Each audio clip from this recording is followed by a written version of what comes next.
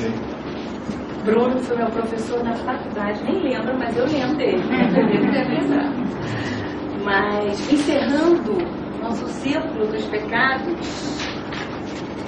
psicanalista, professor e membro titular da SPIT, autor de artigos sobre psicanálise e arte. Seja bem-vindo. Então, a gente queria agradecer o convite, da casa. É uma honra vir aqui sentar a primeira vez, conversar com vocês. Eu queria começar assim, falando da ideia, né? Eu sei que a ideia está sendo elogiada por muita gente, queria só engrossar o caldo, né? Achei a ideia muito interessante, muito rica e criativa, boa para conversar, vontade de pegar uns 3 pecados para falar. Achei que era o pecado da gula. Então, vamos lá. Mas enfim, por que a ira, né? Então, a ira sendo ainda achar um tema interessantíssimo, sendo um presente essa coincidência de datas, porque depois de amanhã a gente vai estar terminando um curso sobre transferência negativa, sobre agressividade na SPID, né, de 2 anos e meio, só sobre o assunto do programa aqui. Então estou no finalzinho, né, exatamente dessa imersão no tema, então achei que seria uma pena desperdiçar de poder trazer essa construção, né, de ideias sobre a ira para cá. Não é exatamente assim que lá o curso, que eu preparei mais para esse formato aqui, que eu achei que teria mais a ver para um dia só, né? Então não é uma... Quem estiver assistindo lá não vai ver a mesma coisa, não. Mas enfim, o que eu comecei a pensar, né? Primeiro, a ideia de pecado, né? É interessante começar por aí, porque já começa a pensar na ira como alguma coisa negativa, em psicanálise, né? E como tudo que eu, enfim, penso, leio, eu estou sempre pensando na clínica, né? Eu sei que toda a psicanálise é sobre clínica, mas acho que para mim é como se fosse uma ideia bem radical, né? Se eu acho o texto interessantíssimo e eu não consigo encostar nele clinicamente, eu não consigo fazer nenhuma associação com alguma coisa que eu já senti na clínica, eu fico com a sensação de que ele é um texto literariamente muito interessante, mas que psicanaliticamente ele fica menos potente, né? Fica uma leitura interessante, né? Rica, mas não para cá. Então, tudo que eu quis fazer um recorte aqui da história da psicanálise, esse recorte é todo pensado no que, para mim, faz barulho na clínica, né? Isso aqui que eu tentei separar para a gente conversar, eu vejo o tempo inteiro na clínica, o tempo inteiro. Então, quis fazer o recorte pensando dessa maneira, né? Vou citar alguns conceitos de psicanálise, mas a ideia não é uma definição de nenhum deles, né? A ideia é só que uso eu penso que ele teria clinicamente, né? E depois a gente poder conversar o que cada um pensa, né? Como é que cada um vê na sua clínica, enfim, de poder esse tempo de conversa vai ser bom para isso. Enfim, prolixo, se não tiver isso aqui, a história do tempo. Enfim, então, primeiro pensando na ideia de que a ira, ou a agressividade, ou a transferência negativa, né, o termo do Freud, acho interessante começar pensando como sendo um pecado, porque eu acho que a raiva e a agressividade, né, elas clinicamente são discutidas geralmente como atrapalhadores, né, do processo analítico. Então o Freud chega a dizer, né, Freud, quando ele cria esse termo transferência negativa, ele fala dos afetos hostis, dos afetos eróticos, né? E ele, ambos os exemplos, ele está falando de coisas que atrapalhariam o processo de análise, ou seja, ele está usando a ideia de transferência negativa como resistência, né, ao trabalho de análise, né? Então, o conceito de resistência, né, já seria Freud chega a dizer textualmente que a ideia é que a transferência negativa seja trabalhada para que ela possa aos poucos se dissolver e se transformar em transferência positiva, né?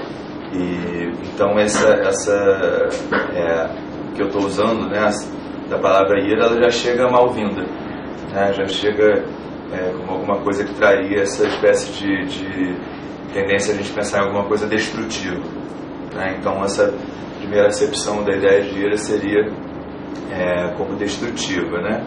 Então já teria toda uma propensão, né, da cultura, da nossa cultura, para além da psicanálise, né, a tomar realmente como um pecado, como alguma coisa que viria a trazer risco, né? Trazer iminências de risco para as relações. Então, estou partindo desse princípio inicial. E aí, pensando na ideia de destinos de pulsão do Freud, né?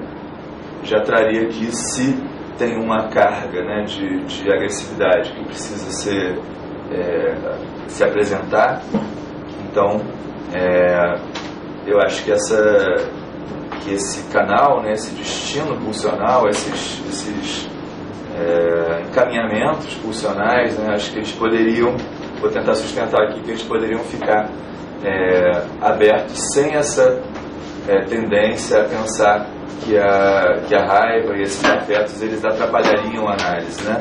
Então vou tentar propor para vocês que esses afetos eles de jeito nenhum atrapalham a análise, que eles são, pelo contrário, muito bem-vindos, né, à análise. Isso é uma que eu vou tentar sustentar e propor para a gente conversar aqui. Então, entrando aí, usando um pouquinho a Melanie Klein, né?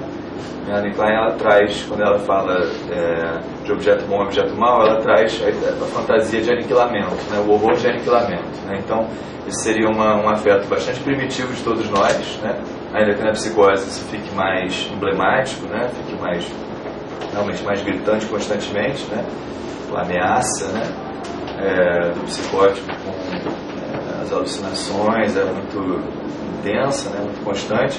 Mas para além da psicose, né, esse horror de aniquilamento é uma constante nossa, né?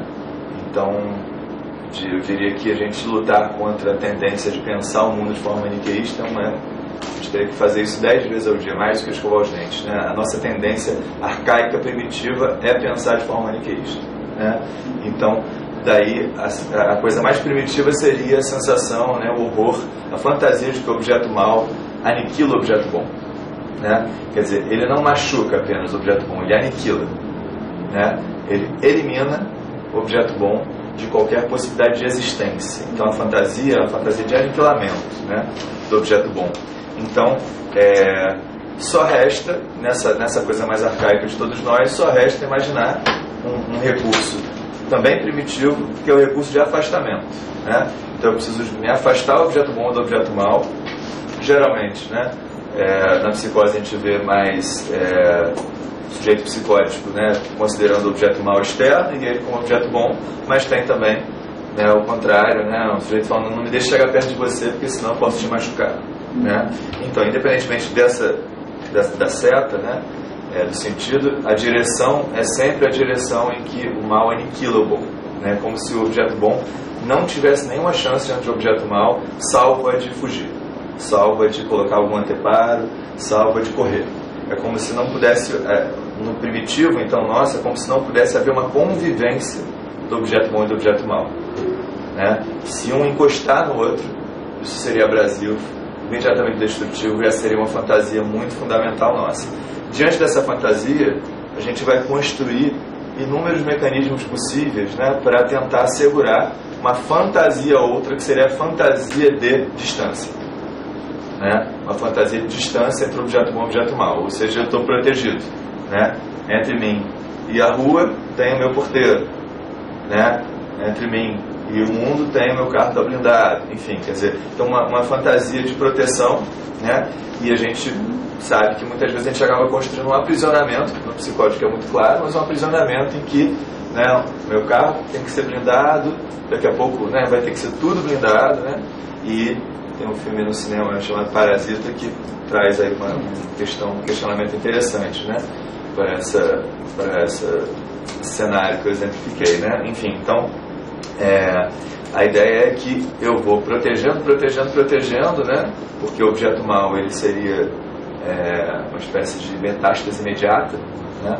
E então eu tenho que me proteger dele, eu tenho que fazer todas as possibilidades, né, de separação. Então a gente vê nas questões estruturais, né? Recalcamento seria uma modalidade de separação, né? A fora-oclusão na psicose seria outra, desmentido na perversão seria outra, enfim, são possibilidades, né, que o psiquismo humano encontra para fazer esse afastamento do seu horror, né, que seria sempre de aniquilamento.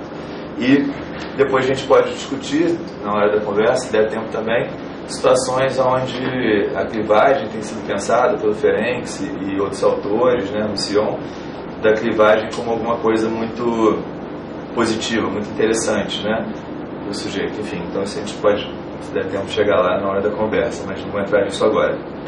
Então, passando daí para a construção freudiana, né, Freud, lá na base, quando ele fala de formação de compromisso, né, então ele teria o sintoma, né, que seria uma formação de compromisso, seria, no primeiro instante, interessante, né, na psicanálise, que pensaria uma possibilidade de convívio do objeto bom com o objeto mau, né. O sintoma ele seria paradoxo, né, um paradoxo, né. Ele paradoxalmente colocaria, né, uma barreira de recalcamento, fora acusão, desmentido, enfim, uma barreira de proteção do objeto bom, e ao mesmo tempo, né, como ele é um arranjo, como ele é uma formação de compromisso, né, teria uma relação, como tem o retorno recalcado, enfim, como o sintoma seria, né, um modo possível daquilo ali aparecer menos em natura, né, menos a flor da pele. Então o sintoma teria uma espécie de encobrimento que viabilizaria algum encontro. O sintoma possibilitaria uma relação entre o objeto bom e o objeto mau. Então esse horror teria uma pequena mediação. Então ele paradoxalmente houve afastamento e ao mesmo tempo, né, a gente está contando com algum encontro, né? Então o sintoma ele é o pai da análise, né? O sintoma é nosso melhor amigo, né? E ao mesmo tempo que a gente, né, curiosamente, né, tenta eliminar sintomas, né, que eu acho que é uma tendência da herança da psicanálise ter vindo da medicina, né? Acho que o sintoma ele é a primeira boa notícia, né, nesse cenário aqui. A gente pode discutir formatos possíveis, né, de mais custosos ou menos custosos, né, possibilidades mais sofisticadas de mecanismo de defesa, claro, né, mas ele é a primeira boa notícia, né, nesse cenário que eu estou fazendo esse pequeno recorte. Então, estou partindo do princípio de que a gente primitivamente começa no que eu usaria como ambiguidade, ou seja, ambiguidade enquanto opostos excludentes, e o projeto de qualquer análise, seja na neurose, seja na psicose, na perversão, qualquer análise seria um projeto de includência, ou seja, de passar da ambiguidade, que eu estou chamando de opostos excludentes, para a ambivalência, que eu usaria como opostos includentes. Então, diria que esse seria a gente daria para incluir qualquer análise, qualquer processo analítico, de inicialmente opostos excludentes, e quem sabe, aqui e ali, a gente tentando construir opostos mais includentes, né? Que eu estou usando a palavra ambivalência para fazer essa diferença com ambiguidade. Enfim, daí a gente chegaria, né, no que eu considero que é entre as coisas mais brilhantes do Freud, não são poucas, né? Mas provavelmente a minha preferida é a livre associação. Acho que para ele, né, estava falando de associação livre de ideias, né, foi por onde ele começou, fazia parte também da lógica da neurose obsessiva dele, né, então estava sempre muito ligado nas ideias, né, mas ele começou com a histeria, né, então foi nessa obsessão dele e a histeria das analisandas que criou essa coisa tão grandiosa, né, da psicanálise.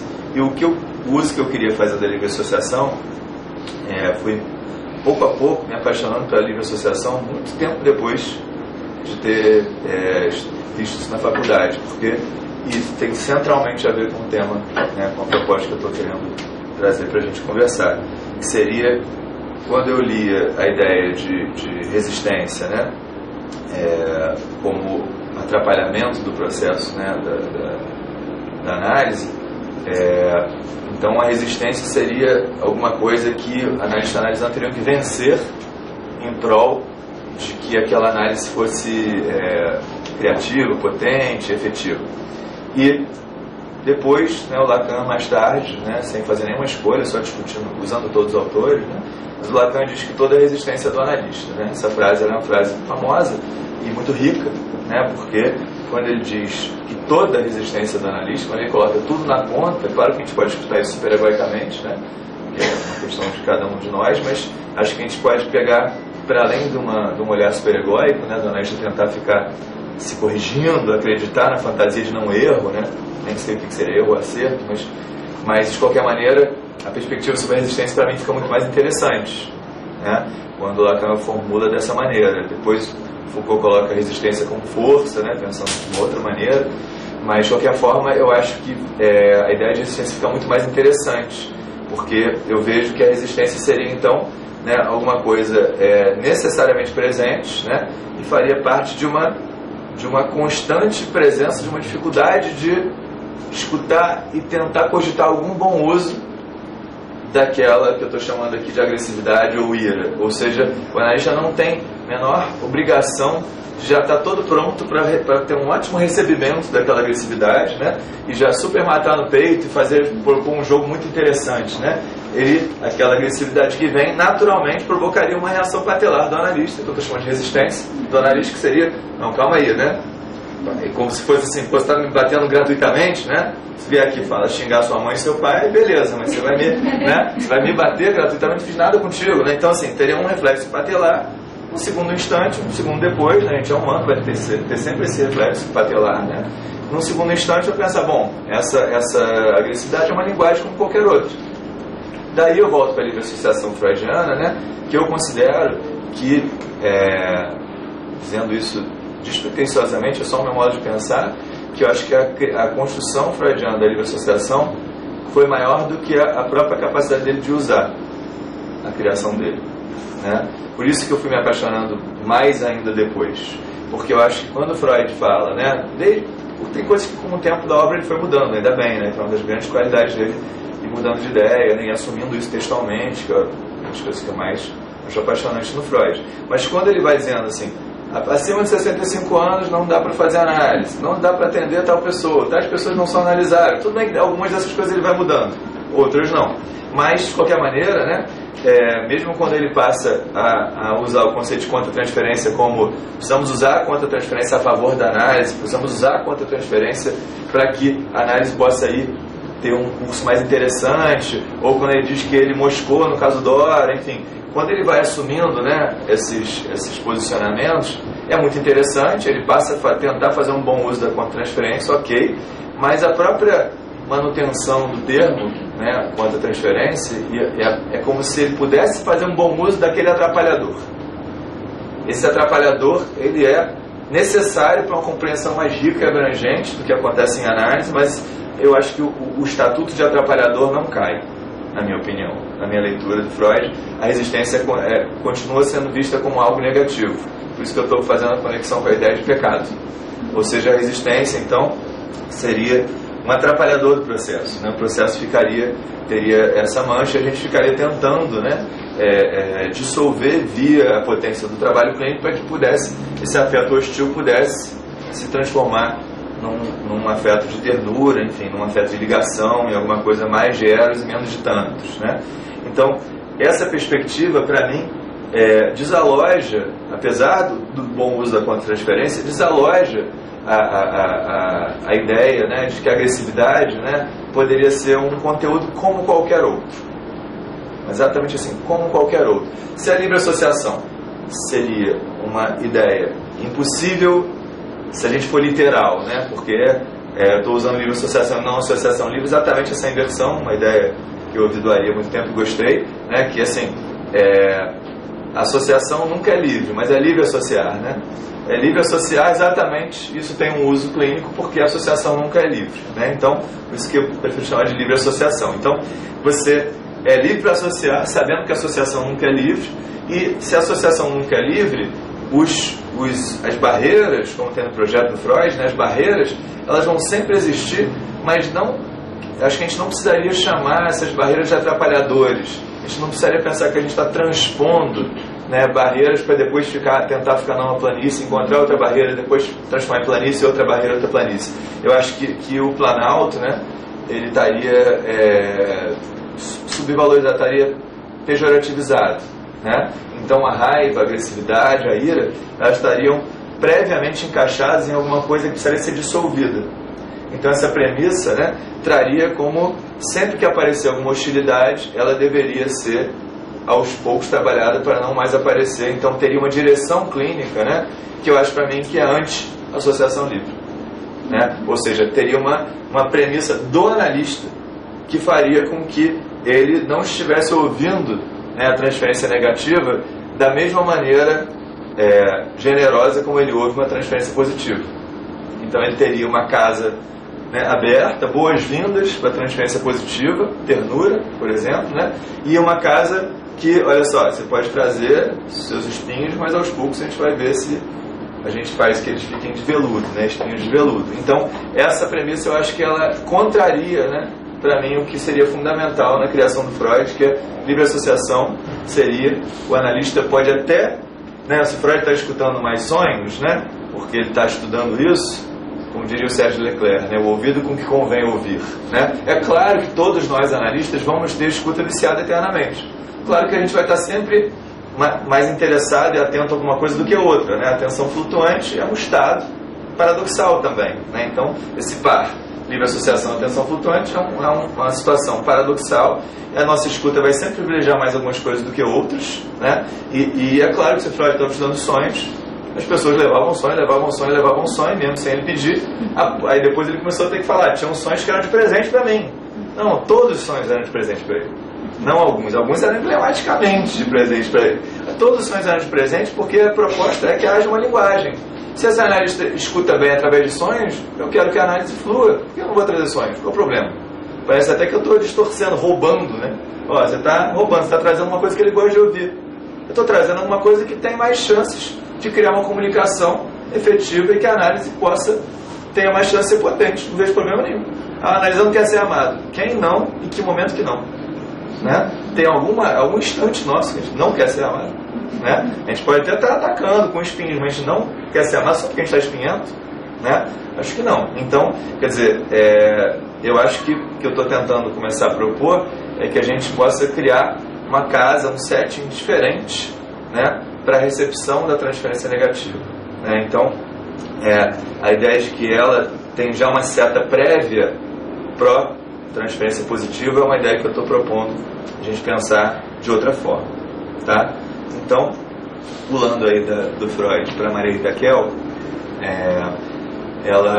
quando ela escreve sobre ressentimento, ela pega uma palavra, né, muito cotidiana nossa e transforma, na minha opinião, numa categoria psicanalítica. A palavra ressentimento ganha, né, uma consistência interessante. Uma das coisas que ela diz bastante no livro é que o sujeito, enfim, ela chama de sujeito neurótico, mas que o sujeito sofreria de uma ilusão de integridade. Né? Ela fala, o sujeito humano ele sofre de ilusão de integridade, ele é aquele de moral ilibada, né? Ele está sempre dizendo assim, isso é injusto porque eu não fiz nada que merecesse isso é gratuito, né? Eu pago minhas contas, né? Eu pago meus impostos, eu faço tudo direitinho, né? Eu não bato ninguém, por que está acontecendo isso comigo? Ou enfim, né? Que azar que o câncer caiu logo em mim, né? Podia ter caído em alguém mais escroto, enfim, né? Quer dizer, então a gente fica reclamando, né? Do presidente, do vizinho, da mãe, do pai, da esposa, do marido, né? E sempre organizando, né? Um raciocínio de injustiça, né? Então, e uma das coisas que ela propõe, né? Ela salva, e é por isso que é muito interessante citá-la, né? Para esse tema nosso hoje, porque ela salva dos escombros, das cinzas, né? A ideia de vingança como alguma coisa que poderia ser positiva, né? Porque da mesma maneira que eu estou colocando, né, que a ira seria culturalmente considerada alguma coisa, né, um pecado, um problema, e daí o seu paralelo, a transferência negativa em análise teria que se tornar positiva, da mesma maneira ela coloca que a vingança é sempre considerada alguma coisa negativa no sentido de que o sujeito que se acha íntegro, e a gente sabe como psicanalista que íntegro é inteiro, não dividido, não cindido, não existe a possibilidade, né? Nunca existirá, nunca existiu, então o íntegro morreu, é natimorto. Ela fala assim, se vocês ouvirem alguém falando que eu sou íntegro, não tem como não dar um risinho interno, né? Porque o íntegro seria não dividido, seria a morte da psicanálise inteira, acabou a psicanálise, né? Retroativamente, inclusive, né? Então o íntegro seria impossível, seria um sistema de defesa, assim, né, quase engraçado, que a gente às vezes vai citar, né? Quem nunca, né? Quem nunca disse isso, né? Todos disseram já no mínimo uma vez. Então ela diz que a vingança estaria, no que eu estou tentando falar sobre a ira também, ela estaria previamente pejorativizada porque o sujeito íntegro não vai reagir na mesma moeda, porque aí se sujaria, né? Se eu estou colocando como objeto mal é aquele sujo que fez coisas horrendas, né? Eu não posso me sujar, né? O que vem de baixo não me atinge, né? Enfim, eu não posso me sujar fazendo a mesma coisa. Então, para eu poder me manter menos lesado, né?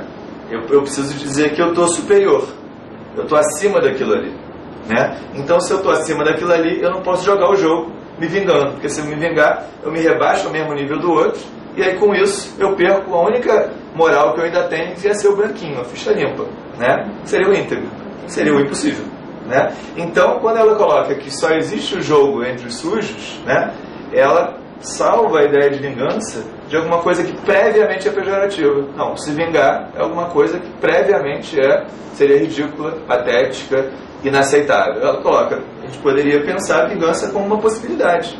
Como? De que jeito, né? O cara, né, estuprou meu filho, né? Eu vou estuprar o filho dele? Ok, eu não preciso estuprar o filho dele.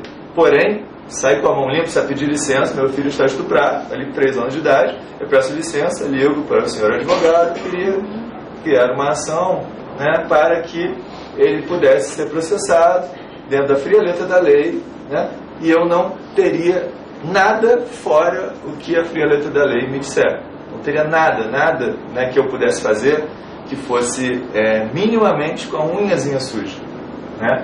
Então, essa proposta, né, do íntegro, ela impediria que a gente usasse, né, a vingança seja como prato frio, quente, morno, né? Enfim, aí é a gosto do cliente, né? Mas a gente não poderia fazer nada. Então só restaria o sujeito com a fantasia de integridade ficar sentindo, ressentindo, né? Sem a ideia de algum tipo de vingança, algum tipo de sujeira, ele ficaria, né, para homenagear a própria fantasia de integridade, ele ficaria ressentindo e revivendo, né, essa coisa, esse horror várias vezes, né? Revendo a fita, né, do estupro várias vezes. Então ele seria reestuprado, né, auto-reestuprado infinitamente, né? Mas estaria limpo. Dentro dele está tudo sujo, né? Mas ele pode dizer assim, minha ficha é limpa. Né? Então, esse problema, né? Claro que eu dei exemplos mais neuróticos, mas não precisaria ser necessariamente, mas esse problema acho que ela sublinha muito bem, e ela provoca a questão da vingança que nos é útil para a ideia da ira, né? Cogitar que a vingança não seja necessariamente negativa a priori. E aí, pulando para Ferenczi, né, que não me considero ferenciano, freudiano, lacaniano, né? Eu acho que o único freudiano era o Freud, o único lacaniano era o Lacan. Acho que a gente é um efeito não de um mosaico caótico, mas de tudo que nos afeta, inclusive das coisas que a gente discorda, né? Então, mas posso dizer que Ferenczi é um autor dos meus mais queridos, né? Enfim, e né, agora começou a ter um grupo de pesquisas, né? O Brasil de Pesquisa do Ferenczi, então tem vários ferencianos que a gente encontra, para quem se acha ferenciano, né? E a gente conversa sobre coisas diferentes, discorda, enfim, então está sendo bem interessante participar dessa discussão sobre Ferenczi, ele está tendo mais espaço, né, de umas décadas para cá. Enfim, tem uma discussão famosa, né, célebre entre Ferenczi e Freud, porque quando acaba a análise do Ferenczi com Freud, o Ferenczi publica um artigo falando que criticando o fim de análise, né, como é que uma análise pode acabar sem que o analista, resumindo, né, sem que o analista analise a transferência negativa, né? E é claro que era uma crítica ao Freud, que era analista dele até um minuto atrás, né? E o Freud responde também num artigo, né, da mesma maneira, dizendo que o analista não pode analisar o que não apareceu, que o analisando não levar. A discussão é muito boa, muito rica, gosto das duas ideias, mas acho que para além de autor que me identifique mais, porque todos eles não são ricos, né? Mas nesse ponto eu acho que as duas ideias me parecem interessantes, mas eu acho que a ideia ferenciana ela é mais freudiana do que a ideia freudiana, né? Quer dizer, então a ideia ferenciana ela traria, né, assim, como o analisando não levou a transferência negativa. Existe essa possibilidade? Eu não imagino que exista a possibilidade de uma análise de um mês, ou de um ano, ou de 10 anos, né, não aparecer transferência negativa. Né? A única possibilidade disso acontecer é se o analista tiver um tapetinho de não boas-vindas à transferência negativa, e esse analista, especialmente, né, se ele, quando começa a ter um choque, se ele tender a, né, brigar, muitas vezes, né, com os discípulos, e o discípulo ainda o ama, né? E aí, enfim, né, tá querendo construir uma discordância e, né, aquilo ali fica tensionado, depois que essa discordância fica assumida, eles brigam e cortam. Ou seja, seriam opostos não includentes, né? Então esses opostos são excludentes. Então, que essa tenha sido uma das diferenças entre Freud e Ferenczi é muito interessante para nós hoje aqui, falar da ira, né? Ou seja, então eu acho que ele estava defendendo mais a proposição freudiana, né? Dizendo assim, a transferência negativa, ela sempre está ali, e ele diz depois, no texto dele, ele diz depois que ela deve vir para ficar o quanto tempo ela merecer. Claro que eu não acho que Freud estava expulsando, né, a transferência negativa, mas ele estava com essa premissa de transformar em transferência positiva. Na minha forma de ler, o Ferenczi não disse esse pedaço, mas na minha forma de ler, eu acho que o Ferenczi não tem essa premissa de que a transferência negativa se transforma em transferência positiva. E acho que isso clinicamente faz muita diferença. Porque, né, um dos casos que eu quero citar para vocês depois, a gente ficou 12 anos, praticamente 100% transferência negativa, os 12 anos, né, de ponta a ponta. Claro que não é 100 instantes de transferência positiva, mas o grosso, né, da transferência negativa começou assim, saiu assim, enfim, eu quero depois detalhar um pouquinho, um tantinho desse caso, principalmente. Mas enfim, então acho que essa ideia, né, como, né, construir um setting onde a transferência negativa possa estar ali sem nos destruir. Não destruir nem analista nem analisando. Claro que a ideia do Freud era essa, que é fazer a análise avançar, fazer a análise continuar tendo movimento. Só isso, né? Mas acho que faz diferença quando a gente monta, né, um setting onde aquilo ali possa realmente, dentro do que a gente aguentar, isso é cada caso a caso, né? Dependendo, com cada analisante vai aguentar isso, não aquilo, né? Isso é a história de todos nós. Mas a gente precisaria montar um setting onde aquilo ali realmente chegasse com cara de pronto, pode deitar isso aí, o que eu não aguentar eu digo, mas eu vou dizer, ó, chuta menos o meu joelho, mas pode chutar a minha panturrilha, né? Eu vou dizer, ó, meu joelho não aguenta tanto bicuda, mas aqui dá, ou seja, eu sou gente, né? Não aguento tudo, mas a transferência negativa precisa caber, e de preferência sem prazo para ir embora. Então acho que o Ferenczi, quando ele traz, inicialmente, né, a ideia de técnica ativa, e depois, né, a comunidade psicanalítica, né, tem sempre a ideia de que ele abandonou, mas ele diz textualmente, não abandonei, ele foi vendo contraindicações, ele foi reformulando, trabalhando como Freud fez com N coisas, né, contraindicações daquilo que eu fazia, né, como ele trabalhava com a histeria. O caso do F, ele teve que reformular muita coisa, mas ele não abandonou o modo como ele trabalhava com a histeria. Assim mesmo, também, Ferenczi não abandonou a técnica ativa, porque quando ele começa a trabalhar com o princípio de relaxamento neocatarse, ele começa a trabalhar de uma maneira em que ele, vamos dizer assim, espeta menos dos analisandos, né? Ele é menos provocador dessa agressividade, só que ele arruma um outro jeito, que ele chama de princípio de relaxamento neocatarse, de receber essa agressividade para ela poder ficar, né? E não se transformar em ternura, mas para ela poder ficar. Inicialmente, a provocação da técnica ativa, né, que também está lá textualmente, ele diz assim, a técnica ativa não é do analista, sim do analisando. Então, para ele, técnica ativa não é a injunção que o analista fazia, a proibição de descruzar a perna, que ele dá no exemplo lá, aquilo ali não era a técnica ativa. Ele diz que a técnica ativa era o que vinha do analisando. Como se o analisando dissesse assim, não aguento mais cruzar e descruzar a perna. Façamos alguma coisa? Para ele, a transferência negativa era esse ato subliminar, dito, não dito, enfim, que traria assim, olha só, basta. Para ele, o basta era do analisando, e não um ato heróico do analista que vai dissolver rochedos de castração, né? Mas sim alguma coisa que o analisando basta, já podemos fazer alguma coisa diferente. Se você me provocar, então isso seria uma iniciativa do analisando. Depois, se a gente usar o Ogden, já dá para pensar um pouco diferente isso, mas enfim, por enquanto ainda no Ferenczi, eu acho que a gente pode pensar que a técnica ativa então traria, né, uma possibilidade de basta de alguma coisa, de algum tipo de algum formato específico da repetição, uma possibilidade de outra coisa, porque é claro que uma proibição de descruzar a perna nunca poderia ser, né, vai gangrenar de cãibra, né, se você não puder descruzar a perna. Então assim, é claro que aquilo ali, né, era nascido para não ser seguido, né, então era um procedimento gritante, né, de que pró-sintoma, né, uma provocação para o sintoma. Então, claro que aquilo não vai ser sustentável, mas aquilo ali provocaria uma movimentação, que é isso que interessava a ele. Nessa época ele ainda usava os termos de... Depois a gente volta a fazer psicanálise, usava ainda esses termos que depois ele começa a não usar, né, porque parecia que isso era fora da psicanálise, né, como diria o Winnicott, né, mas só que o Winnicott diz muito bem, diz assim, né, quando não dá para fazer psicanálise, faço outra coisa como psicanalista. Ou seja, psicanálise também. né? Então ele não faz outra coisa e depois volta a ser psicanálise, faz outra coisa que isso é psicanálise também. E a técnica ativa idem. Ele chega a dizer que para depois poder voltar ao trabalho clássico de interpretação, só que isso era um trabalho não clássico, mas tão psicanálise quanto. Então ainda tinha muito essa coisa de o que é psicanálise e o que não era, porque era um momento político da psicanálise, de se ratificar, né, de se legitimar em definitivo, enfim, e outras coisas mais, né, que fugiria aqui do nosso tema. Então, ele com a técnica ativa, né, tenta criar um setting mais convidativo para a transferência negativa, e depois com a análise mútua, que de novo, né, a gente, às vezes os conceitos ricos da clínica, né, eles às vezes caem, né, por conta do seu exemplo mais emblemático, né. Então, o cruzar o descruzar a perna, né?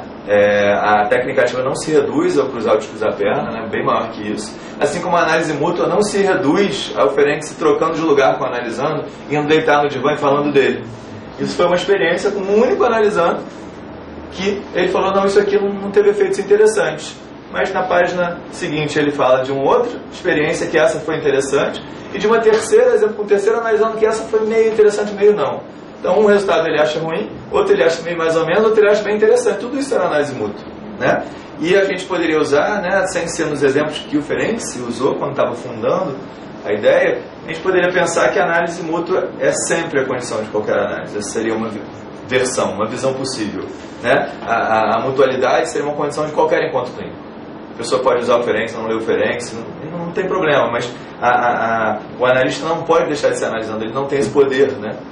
Ele não tem como congelar, como desligar. Ele pode ficar em postura de abstinência, né? Mas ele não tem controle sobre o lugar dele de analisando. Então, analisando nunca para de ser analisando, não tem como. Ele pode estar em postura de abstinência, no máximo, né? Mas não mais que isso, né? Então, assim, então a ideia de análise mútua também poderia ser usada para além do exemplo emblemático, né? Nesse congresso de diferença que teve agora na PUC, né? A gente estava discutindo e o Carlos Augusto Peixoto estava falando, não, mas ele falando dele abandonar, eu pensei, mas a gente continua chamando as coisas que a gente voa hoje de avião, mas não é nem um pouco parecido com 14 bis, né? A gente continua chamando de avião. Então, assim, a gente pode usar análise mútua, técnica ativa de milhares de maneiras, mas para a gente precisar trocar de nome, aquilo ali precisaria estar realmente diferente. A gente precisaria sustentar que realmente não tem nada a ver, né? Avião não é outra coisa, né? Avião é avião. Então, se a gente continua chamando de avião do 14 bis até hoje, né? Então a gente pode pensar que a gente pode colocar turbinas, né, no navio, e o conceito continua podendo, para quem concordar, ser chamado de técnica ativa ou de análise mútua, porque ele não envelheceu, ele só precisou de adaptações, como todo autor deve fazer, todos nós devemos fazer todos os dias, né? Então essa é uma ideia que eu queria propor, né, usando Ferenc. E partindo para o último autor que eu ia citar, que era o Ogden. O Ogden, ele cria o conceito de terceiro analítico, né, que é um conceito que eu acho maravilhoso, né? Tem gente que acha que o André Green, né, também tinha criado um conceito em paralelo um pouquinho antes, né, de objeto analítico, enfim, não importa, né? Todos estavam pensando, né, no mesmo caminho, e a ideia de terceiro eu acho fundamental, porque toda a ideia de transferência versus contra-transferência, transferência positiva versus transferência negativa, toda essa lógica binária, né, toda essa lógica maniqueísta que eu estou provocando aqui, toda essa ideia de opostos excludentes e não opostos includentes, né, que eu estou tentando propor aqui, a ideia de terceiro do Ogden, ela faz uma diferença enorme. Porque, resumindo, né, para quem não conheceu a ideia dele, resumindo, ele faz uma apresentação em 2 páginas e meia, lindíssima, no livro Os Sujeitos da Psicanálise, a introdução. 2 páginas e meia são super suficientes, ele fala de uma maneira poética, ele usa exemplo do leitor, né, e do livro, do escritor, e fala de uma terceira voz, uma vozinha que aparece, que seria o terceiro, enfim. Mas é lindo, vale a pena vocês lerem. Os Sujeitos da Psicanálise. Lindo, lindo, belíssimo. Mas a ideia do terceiro seria o quê?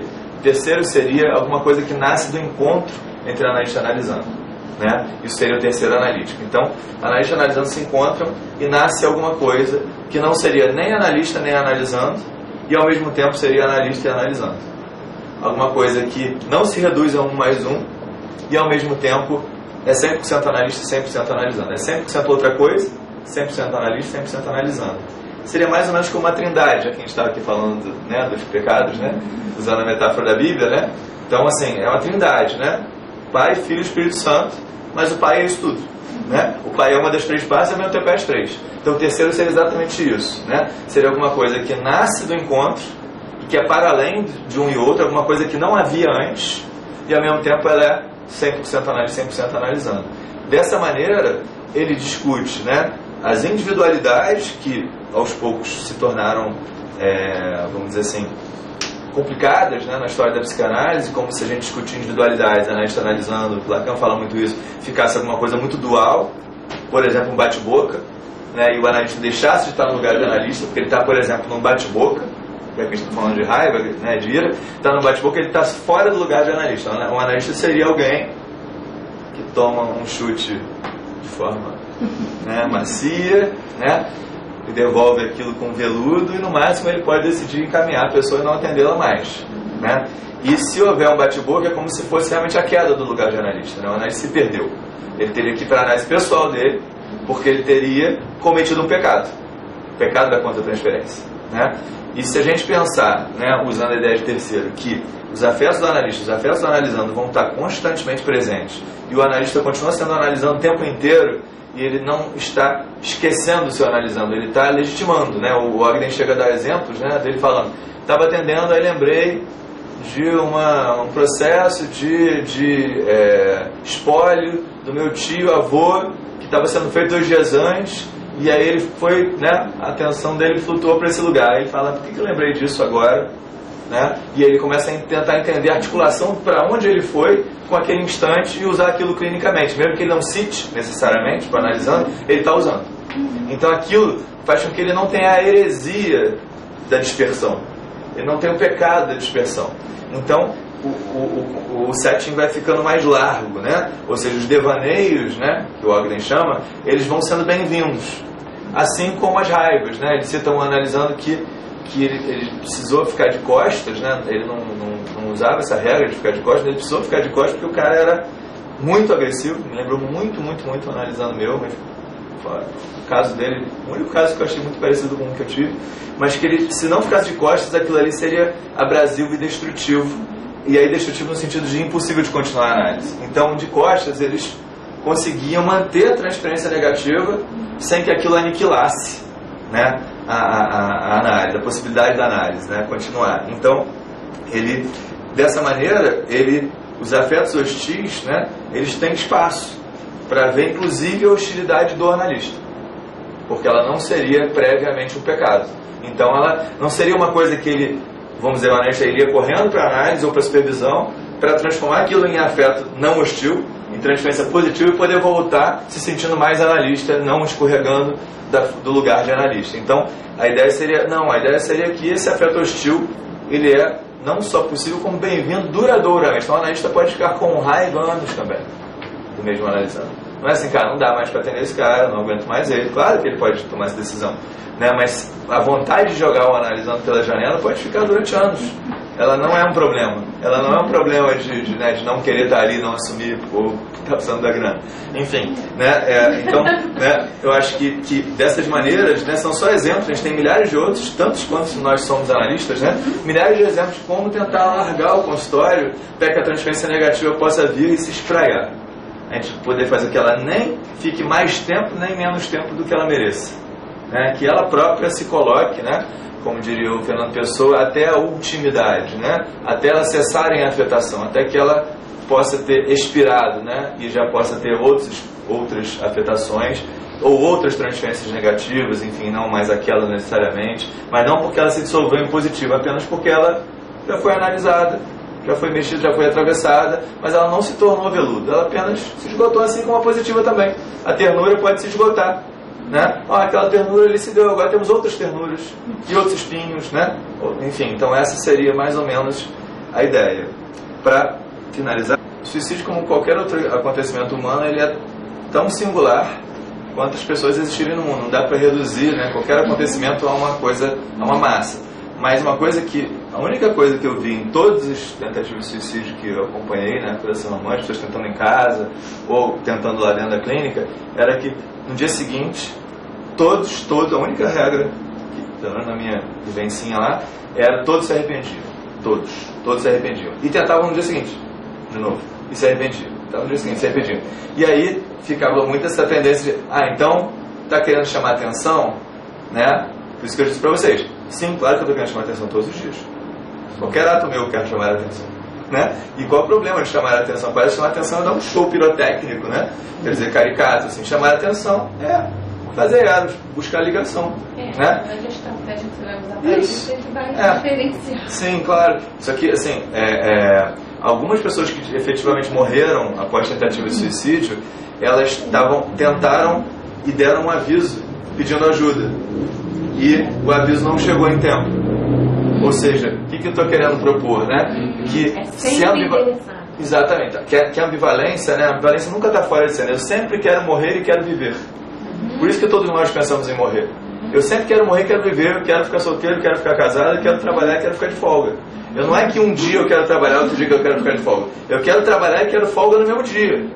Eu quero estar casado e quero estar solteiro no mesmo instante. Eu quero viver e quero morrer no mesmo instante. Só que para a gente se comunicar minimamente, a gente pensa que quis morrer na segunda e quis viver na sexta, porque sextou. Né? Então assim, a gente organiza separadamente para a gente se comunicar. Mas na realidade esses afetos estão constantemente ao mesmo tempo. Só que a gente percebe a presença maior de um deles e acha que só tem aquele.